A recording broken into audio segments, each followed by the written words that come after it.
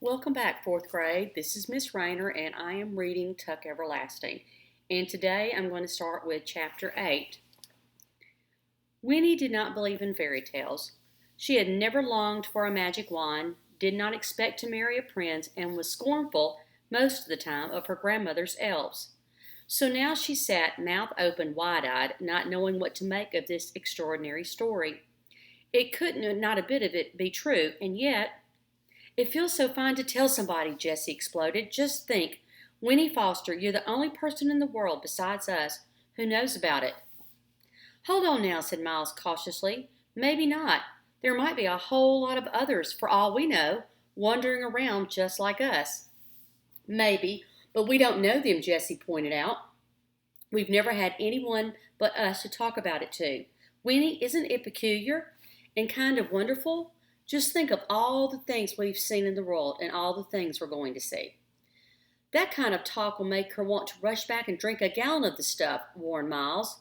There's a whole lot more to it than that, Jessie.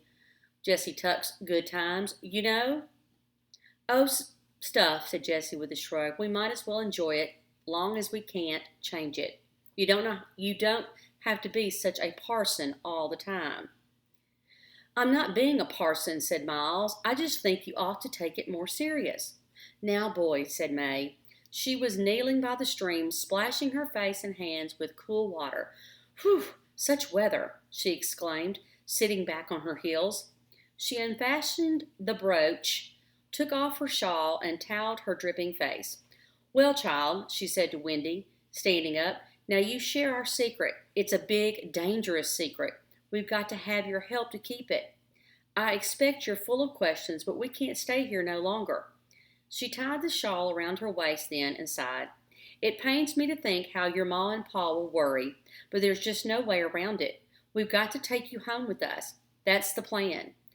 Tuck, he'll want to talk it out. Make sure you see why you can't tell no one. But we'll bring you back tomorrow, all right? And all three of them looked at her hopefully. All right, said Winnie, for she decided there wasn't any choice. She would have to go. They would probably make her go anyway, no matter what she said. But she felt there was nothing to be afraid of, not really, for they seemed gentle. Gentle and in a strange way, childlike. They made her feel old, and the way they spoke to her, the way they looked at her, made her feel special, important. It was a warm, spreading feeling, entirely new. She liked it, and in spite of their story, she liked them too, especially Jessie. But it was Miles who took her hand and said, It's really fine to have you along, even if it's only for a day or two. Then Jessie gave a great whoop and leapt into the stream, splashing mightily. What'd you bring for breakfast, Ma? He cried. We can eat on the way, can't we? I'm starving. So with the sun riding high now in the sky, they started off again, noisy in the August stillness, eating bread and cheese. Jessie sang funny old songs in a loud voice and swung like a monkey from the branches of trees, showing off shamelessly for Winnie, calling to her, Hey, Winnie Foster, watch me, and look what I can do. Baby, hold on. Come, you can come over here. Listen to me read, okay? And Winnie, laughing at him, lost the last of her alarm.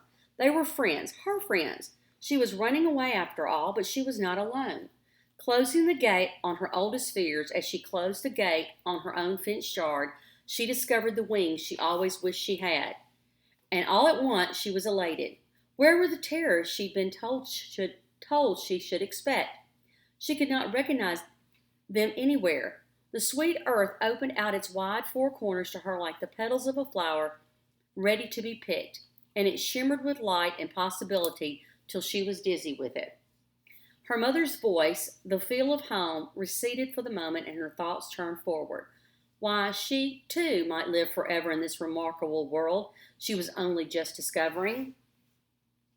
The story of the spring might be true. What do you think? So that when she was not rolling along on the back of the fat old horse by choice, this time she ran shouting down the road, her arms flung out, making more noise than anybody. It was good, so good in fact, that through it all, not one of them noticed that the man they had passed on the road, The man in the yellow suit had crept up to the bushes by the stream and heard it all, the whole fantastic story. Nor did they notice that he was following now.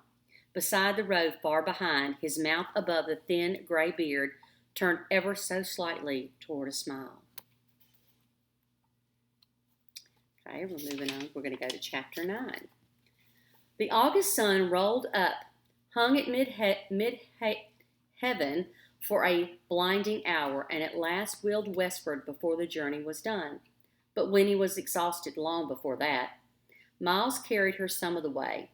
The tops of her cheeks were bright pink with sunburn. Her nose was a vivid, comic red, but she had been rescued from a more serious broiling by May, who had finally insisted that she wear the blue straw hat. It came down far over her ears and gave her a clownish appearance, but the shade from its brim was so welcome that Winnie put vanity aside and dozed gratefully in Miles' strong arms, her own arms wound around his neck. The pastures, fields, and scrubby groves they crossed were vigorous with bees, and crickets leapt before them as if each step released a spring and flung them up like pebbles.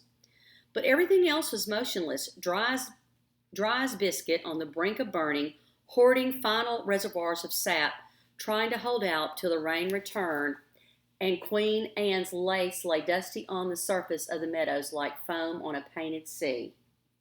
It was amazing, then, to climb a long hill, to see ahead another hill, and beyond that the deep green of a scattered pine forest, and as you climbed to feel the air ease and soften. Winnie revived, sniffing, and was able to ride the horse again, perched behind May. And to her oft-repeated question, "Are we almost there?" the welcome answer came at last, "Only a few more minutes now." A wide stand of dark pines rose up, loomed near, and suddenly Jessie was crying, "We're home! This is it, Winnie Foster!" And he and Miles raced on and disappeared among the trees. The horse followed, turning onto a rutted path lumpy with roots, and it was as if they had slipped under a giant colander. The late sun's brilliance could penetrate only in scattered glimmers, and everything was silent and untouched, the ground muffled with moss and sliding needles. The graceful arms of the pines stretched out protectively in every direction, and it was cool, blessedly cool and green. The horse picked his way carefully, and then ahead the path dropped down a steep embankment, and beyond that, Winnie, peering around May's bulk, saw a flash of color and a dazzling sparkle. Down the embankment they swayed, and there it was, a plain, homely little house, barn red, and below it the last of the sun flashing on the wrinkled surface of a tiny lake. "Oh, look!" cried Winnie. "Water!" At the same time they heard two enormous splashes, two voices roaring with pleasure. "It don't take 'em more than a minute to pile into that pond," said May, beaming. "Well, you can't blame 'em in the heat like this. You can go in too, if you want." Then they were at the door of the little house, and Tuck was standing there. "Where is the child?" he demanded, for Winnie was hidden behind his wife. "The boy said you brung along a real, honest-to-goodness, natural child." "So I did," said May, sliding down off the horse, "and here she is." Winnie's shyness returned at once when she saw the big man with his sad face and baggy trousers, but as he gazed at her, the warm, pleasing feeling spread through her again. For Tuck's head tilted to one side, his eyes went soft, and the gentlest smile in the world displaced the melancholy creases of his cheeks. He reached up to lift her from the horse's back, and he said, "There's just no words to tell you how happy I am to see you.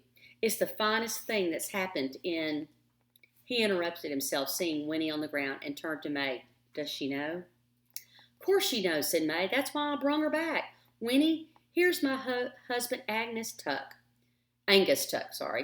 Tuck, meet Winnie Foster." "How do, Winnie Foster," said Tuck, shaking Winnie's hand rather solemnly. "Well, then." He straightened and peered down at her, and Winnie, looking back into his face, saw an expression there that made her feel like an unexpected present, wrapped in pretty paper and tied with ribbons, in spite of May's blue hat, which was still enveloped her head. "Well, then," Tuck repeated, seeing you know, Seeing you know, I'll go on and say that this is the finest thing that's happened in, at least 80 years. Okay, that ends chapter 9. I'll see you for chapter 10.